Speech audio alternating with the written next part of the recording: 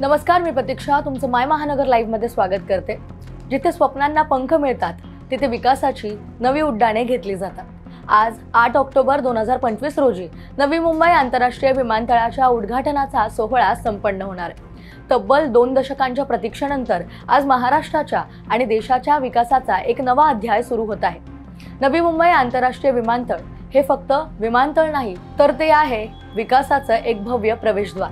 पनवेल उरण परिसरात 1160 हेक्टरवर पसरलेले हे विमानतळ लंडनमधील हिथ्रो विमानतळाच्या तोडीचं आहे।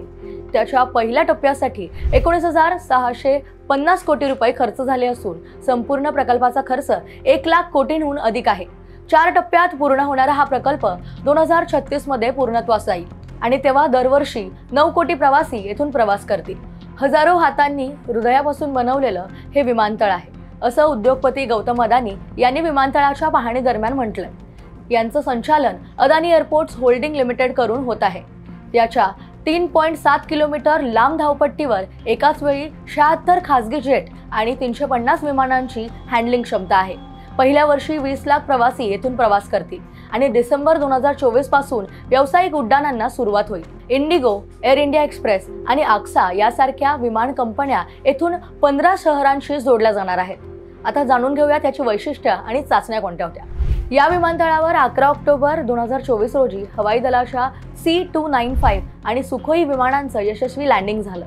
त्यानंतर 29 डिसेंबर 2024 रोजी इंडिगोचं पहिलं प्रवासी विमान यशस्वीरित्या उतरलं। या चाचण्यांनी विमानतळाच्या तांत्रिक क्षमतेची खात्री पटवली। ऑक्टोबर पासून तिकीट बुकिंग सुरू होणार असून डिसेंबर पासून विमानसेवा कार्यान्वित होईल। या विमानतळाला लोकनेते दिभा पाटील यांचं नाव देण्याची स्थानिकांची जुनी मागणी आहे। मुख्यमंत्री देवेंद्र फडणवीस यांनी 3 ऑक्टोबर 2025 रोजी आश्वासन दिलं होतं की उद्घाटनानंतर 3 महिन्यातच विमानतळाला लोकनेते दिभा पाटील नवी मुंबई आंतरराष्ट्रीय विमानतळ असं नाव दिलं जाईल। हे फक्त विमानतळ नाही, तर स्थानिकांच्या संघर्ष आणि समर्पणाचा सन्मान आहे, असं त्यावेळी त्यांनी सांगितलंय। जिथे आकाश मर्यादा नाहीत, तर नव्या संधीचा प्रवास आहे। नवी मुंबई आंतरराष्ट्रीय विमानतळ हा महाराष्ट्राच्या प्रगतीचा नवा टप्पा आहे।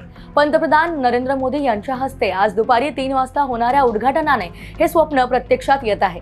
येत्या डिसेंबर पासून जेव्हा पहिलं विमान इथून उड्डाण घेईल, तेव्हा नवी मुंबई खऱ्या अर्थानं आकाशाला गवसणी घालेल।